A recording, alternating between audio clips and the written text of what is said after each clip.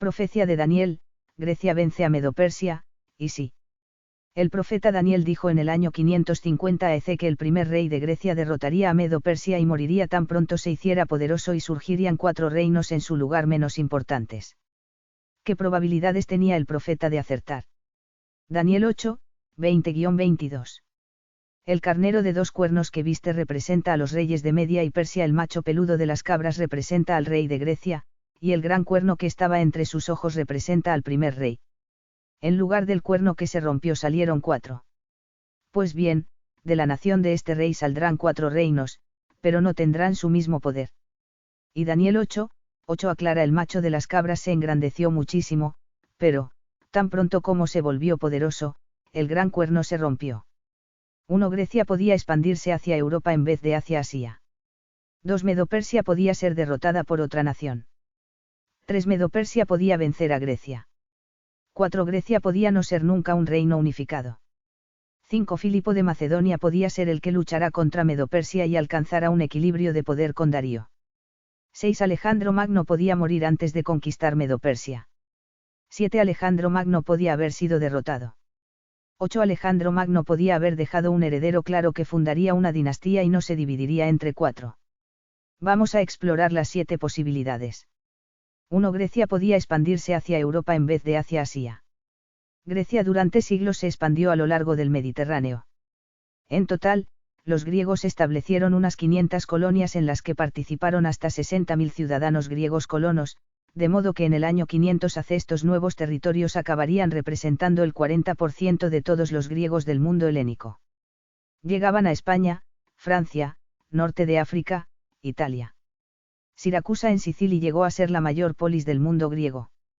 Mientras que invadir Medo-Persia parecía imposible, las costas de Italia, Francia y España parecían más fáciles de conquistar al no haber poderosos reinos. 2. Medo-Persia podía ser derrotada por otra nación. Cuando Daniel tuvo su visión todavía ni siquiera Medo-Persia era la potencia mundial. Aún Babilonia era la más poderosa. Sería unos años después cuando Ciro conquistó Babilonia. Tenía antes que derrotar al rey Creso de Lidia, a Egipto y Babilonia. Y luego entrar en la fuertemente defendida ciudad de Babilonia. Tras la muerte de Ciro hubo una guerra civil. Desde este momento hasta Alejandro Magno las siguientes naciones pudieron amenazar a Medo-Persia. Al sur Egipto se rebeló y Arabia cogió fuerza bajo el reino de Saba. Al este la India también aumentó su poder. Al norte los escitas lucharon y mantuvieron su independencia. Cualquiera de estas amenazas podía desde 550 a 330 a.C. conquistar Medo-Persia antes que Grecia. 3. Medo-Persia podía vencer a Grecia. Desde 490 a 449 a.C. Medo-Persia luchó contra Grecia con una gran superioridad. Tenía todas las de ganar. 2 veces Persia invadió Grecia y las 2 veces fue derrotada milagrosamente. En la primera guerra médica en el año 490 a.C. se enfrentaron en Maratón poco más de 10.000 griegos contra más de 25.000 persas y vencieron. En la segunda guerra médica participaron, según fuentes modernas, más de 250.000 persas. En 480 a.C. en las Termópilas unos pocos miles de griegos resistieron durante días al grueso de ese ejército. Después de esto en la batalla naval de Salamina unos 370 barcos griegos derrotaron a unos 800 barcos persas. En el 479 a.C. según estimaciones modernas unos 40.000 griegos derrotaron a más de 100.000 persas en Platea. Así frente a una clara superioridad persa los griegos vencieron y con el tiempo devolvieron el golpe. 4. Grecia podía no ser nunca un reino unificado. Según la profecía tenía que ser el rey de Grecia, no un conjunto de ciudades los que derrotarían a Medo-Persia. Sin embargo, hasta Filipo de Macedonia los griegos siempre fueron a la guerra por separado. Y Alejandro Magno fue el primer rey de Grecia. Las divisiones por ciudades-estado llevaron a luchas internas a los griegos durante siglos y la guerra del Peloponeso enfrentó a Atenas y Esparta y otras ciudades durante años.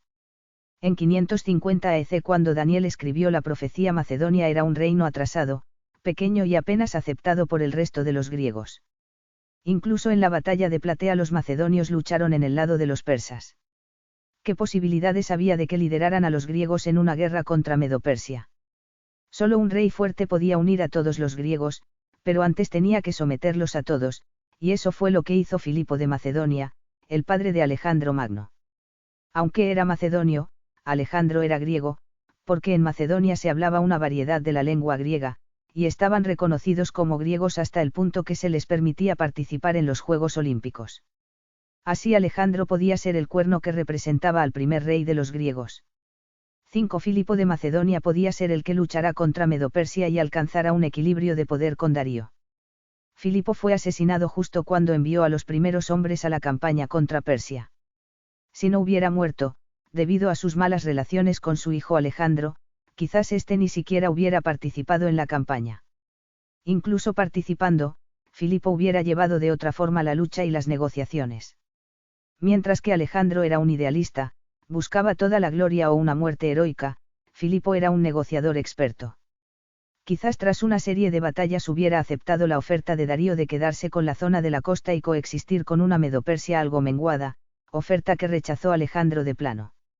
Sin Filipo, que preparó el ejército profesional, las tácticas de batalla, el martillo y el yunque, las falanges con sarisas, y unificó a Grecia, difícilmente Alejandro hubiera llegado tan lejos, pero Filipo fue ensombrecido por la carrera meteórica de su hijo, que logró en pocos años lo que Filipo ni siquiera hubiera imaginado. 6. Alejandro Magno podía morir antes de conquistar Medo-Persia. Alejandro siempre iba a la cabeza de la caballería y corría graves peligros. En la primera batalla contra los persas en el Gránico en 3 ocasiones seguidas estuvo a punto de morir y solo la actuación de uno de sus compañeros al cortar la mano de un enemigo le salvó la vida. En la batalla de Isos también fue a la cabeza de sus compañeros y fue herido de nuevo. En el asedio de Gaza un proyectil de catapulta le hirió de gravedad. Todo eso antes de la batalla decisiva en Gaugamela que le dio el control de Persia. 7. Alejandro Magno podía haber sido derrotado. Alejandro y sus 18.000 hombres se enfrentaron en Gránico con 35.000 persas. En Isos eran 40.000 griegos contra 100.000 persas. Y en Gaugamela eran 47.000 griegos contra 250.000 persas. Siempre estuvo en inferioridad y siempre ganó las batallas. 8. Alejandro Magno podía haber dejado un heredero claro que fundaría una dinastía y no se dividiría entre 4. En el momento de su muerte con menos de 33 años, su mujer estaba embarazada. Por ello, fueron sus generales quienes esperaban sucederle. Si hubiera muerto más tarde podía haberle dado tiempo de establecer una dinastía. O si hubiera nombrado a uno de sus generales como sucesor hubiera evitado la guerra civil que dividió su imperio. En vez de eso, en su lecho de muerte le preguntaron a quién pretendes legar el imperio. Y dijo, al más digno, y todos creyeron ser los más dignos.